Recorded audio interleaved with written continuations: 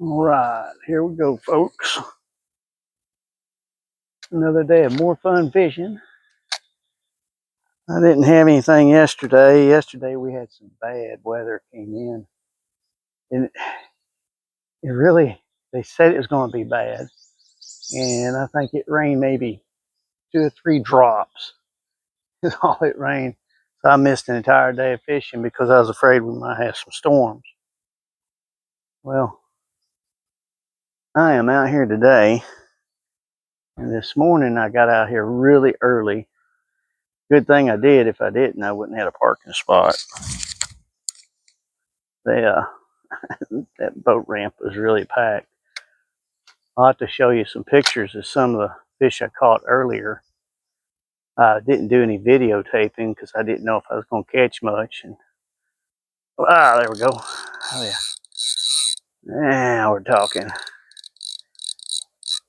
Seems like the earlier you get out here, they don't seem to bite as well. I don't know if they just don't wake up or what the deal is, but that one's awake. Now, this one here that you see, he's not great big, but we're supposed to have fish fry tomorrow. So my niece, I call her my daughter, her birthday is Monday, so she wanted a fish fry, and I said, well, I'll get out here and catch some fresh ones. So that's what we're supposed to do. There he is. There's another one. It's kind of slow this morning, but I don't care. Oh my. Okay. This is not a little fish. This is not a little fish. And guess where my dip net is? It's down inside that boat. I think I've got me a big red ear. Oh, good Lord, he is a whopper. Oh my goodness. And my net is nowhere where I can get to it. Oh my God. This thing is massive. Let's see if I can get him up here in the boat without losing him. Oh yeah, look at that thing. Woo! Broke my line. Ain't that something? I mean, just as I picked him up, my line broke. Look at the size of that thing, would you? Good night. Don't you flop off in that water. You do, I'll be sick. That thing right there feed almost 2 people with that big old boy.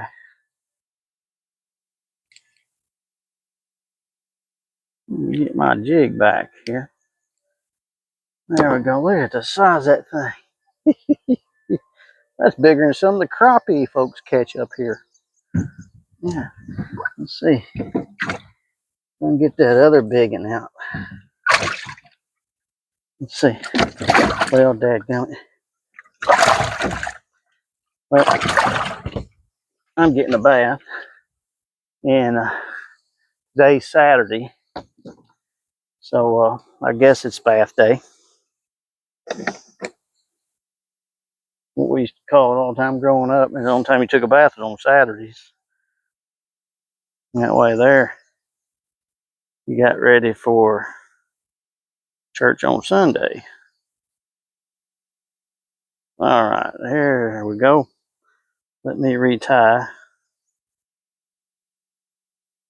The older I get, the harder it is to see.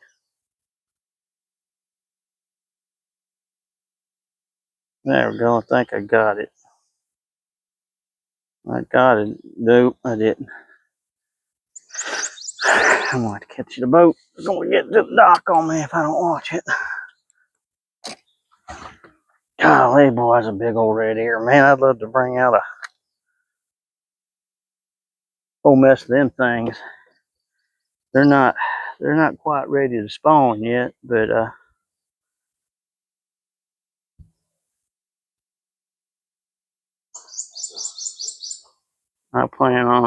look for that to start happening any day now.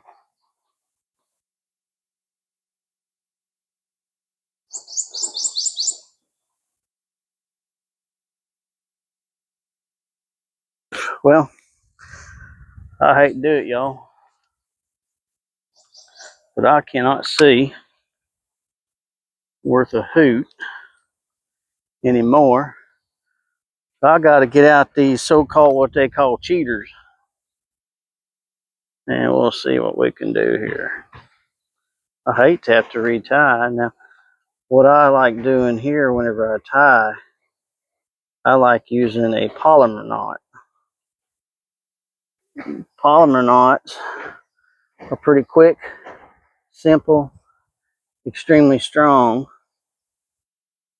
Now, that fish right there, the reason my line broke is because I've caught a lot of fish on this thing, and that was my fault for not cutting and retying.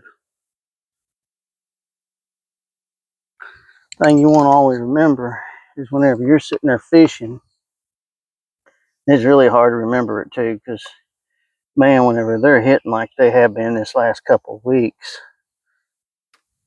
it's really hard to remember to cut and retie.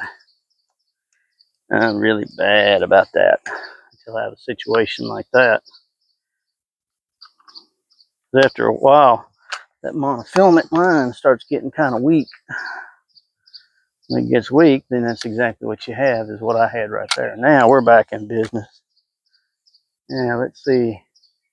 Well, I'd love to pull out a couple more like that. If I pull out any more like that, that dip net's coming out. I'm not taking any more chances. Man, that's a big red ear. My land. You take red ear that size, once you flay him out and cut him up in nuggets, you can get about 6 nuggets off of one fish. And I don't mean little bitty nuggets like chicken nuggets. I'm talking big honking fish nuggets. All right, let's see. See if there's another one in there. Oh, there's a hit.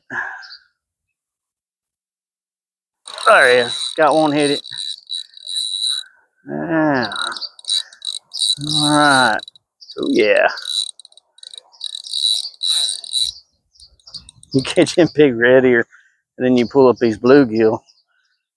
You're looking at my land, there ain't no size them things. Boy, that is. Golly, boy, some big fish in that live well today. I like catching them big ones. You don't take many of them. And I'll tell you something, you get 20, which that's the limit on red ear. You get 20 of them things, man, you've got a feast.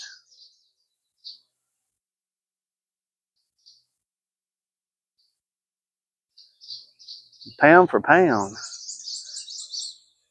them red ear will outfight most fish on the water. I mean, them things, they're vicious. Now, what I'm calling red ear, a lot of folks will call a shell cracker. The further south you go, the more they call them shell crackers.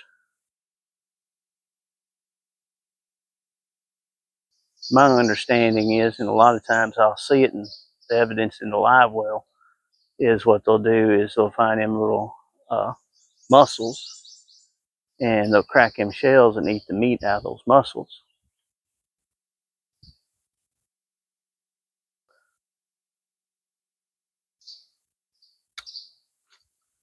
See what's over there.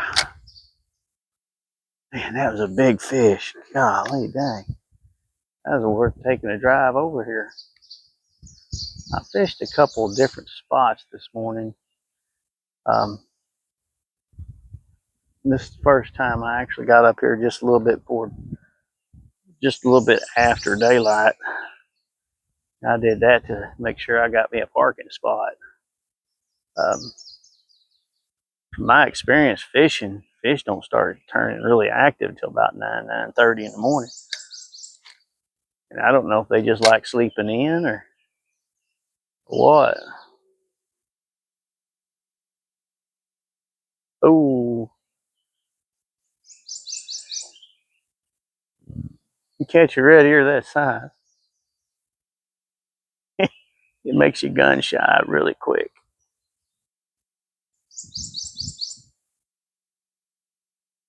All right, come on.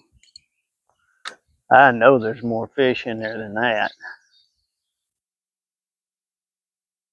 I might have been hitting this spot too hard. We'll see. Really hard to not fish a spot whenever it's been so productive.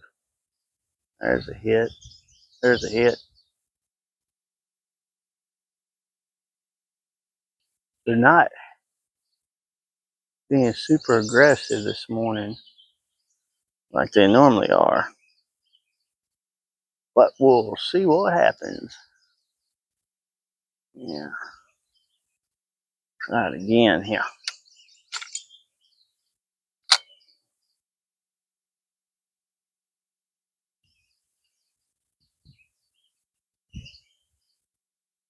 There he is. Yeah.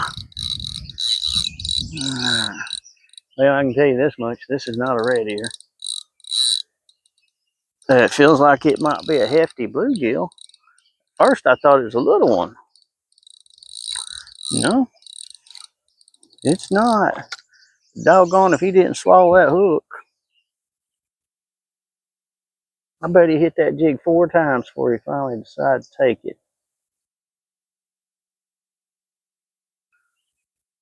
A lot of times if they swallow that hook, you be real careful and just grab hold of the head of that jig or the head of that hook and take your pliers and just nudge it.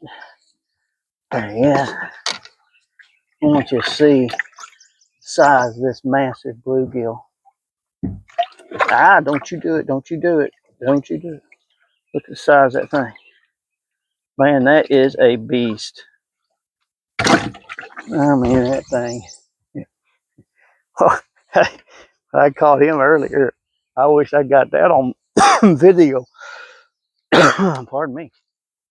That thing, he was fighting, boy. You get them bluegills that size, man, they fight. There's a little bump. But they are being just a little bit finicky this morning. There he was.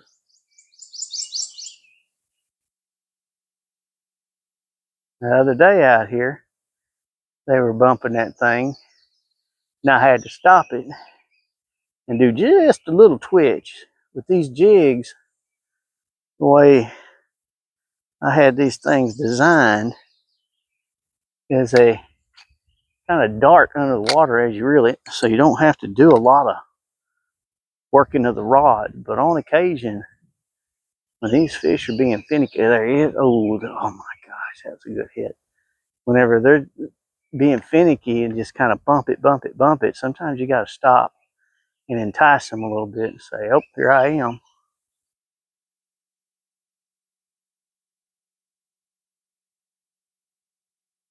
I had another spot over there that I pulled up to. I really liked fishing it and got over and saw a boat up in there, and man, I don't know if I'll catch a fish in there. They had their trolling motor all up inside there, just pour that whole thing up. Now there's a good possibility, I might be able to go over there and hit one or two here in a little bit. We'll see what happens. There's a hit.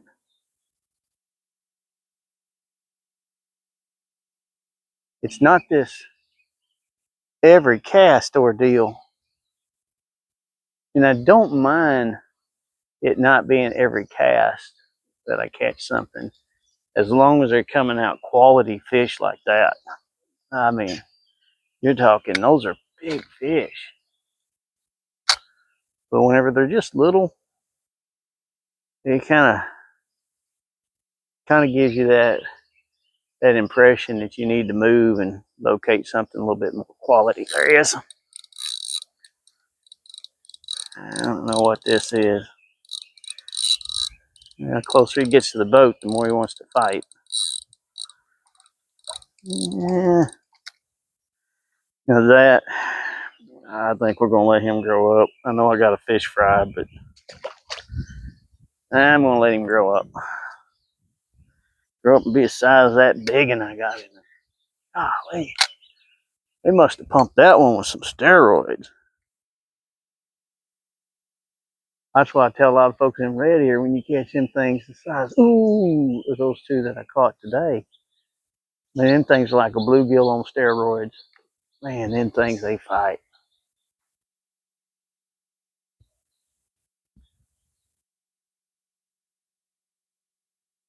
I worked yesterday on this boat, my back live well, which is much bigger than this front live well. I love this front live well whenever I'm really catching a lot of fish. I can just drop them and go. But whenever it's kind of slow, I like using the back live well. There he is. Because that back live well is so much bigger and deeper. Oh, hello. Are you a nice one?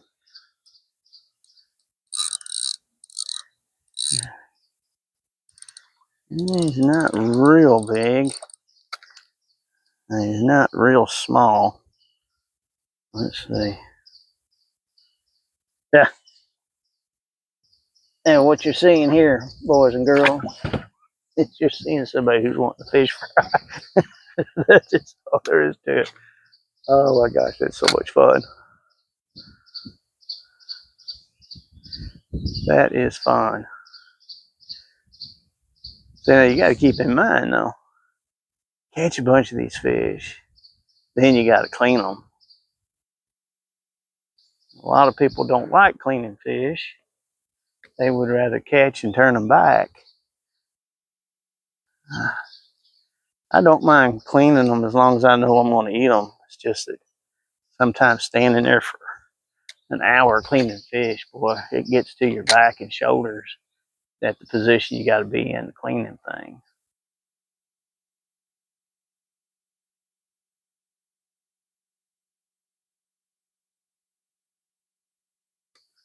But regardless, oh, there I go.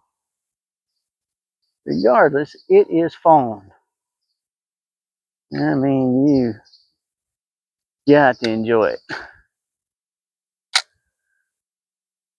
I'm hoping today I can get some good video. There he is. Yeah. Hello, man. He's ripping out some drag. This may be a red ear, folks. Yeah. No, they're just a nice bluegill. Oh, he's nice. He's not as big as that one I got in live well, but we'd call him supper. Thank you for the fun, buddy. Thank you for the fun. The other day out here, by myself like I am this morning, I brought home 32 fish. Now, a lot of times whenever I'm saying I caught 32, that don't mean how many I actually caught. That's how many I actually put in a live well. So there is, there you go. There is a little bit of a difference there, because a lot of times, you know, I may catch 100 fish out here, but only keep the quality fish, or the ones like that one that's saying we are needing the fish fry. And I'm going to do my share to get as many fish in that fry that I can. There we go. Let's try it again. Looks like it might be picking up just a little bit. Just hope I didn't jinx myself. Oh, we'll see.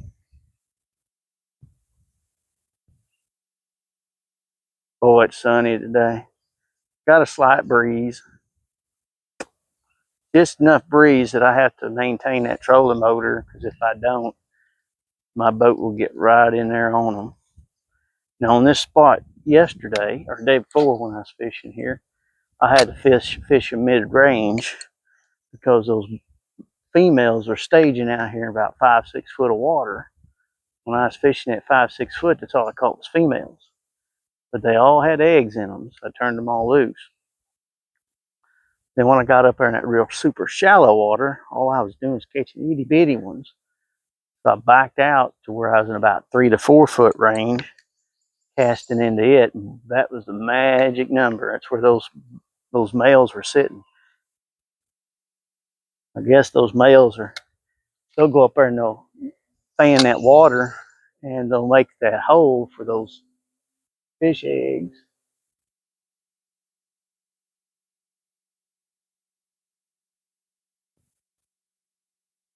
There he is. There's a bump. Oh, doggone, man. That just, little rascal. Like I said before, fishing is a sport that make a preacher say dirty words real quick.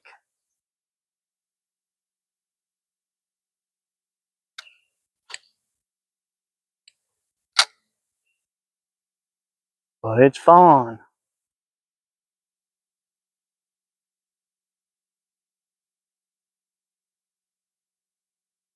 It is fun. There he is. Oh, yeah. Oh, hey. This one feels like he might have some pizzazz to him. Yeah. Oh my gosh, that is just a blast. And now, I used to have one of those big fancy bass boats. Love that thing. Gosh, man, I hated like devil to get rid of it. Big Ranger. At that time, whenever I bought that Ranger, they didn't make these 22-foot boats with a 400 horse on it and doing 90 miles an hour. The largest outboard you can have to fish most tournaments was a 150.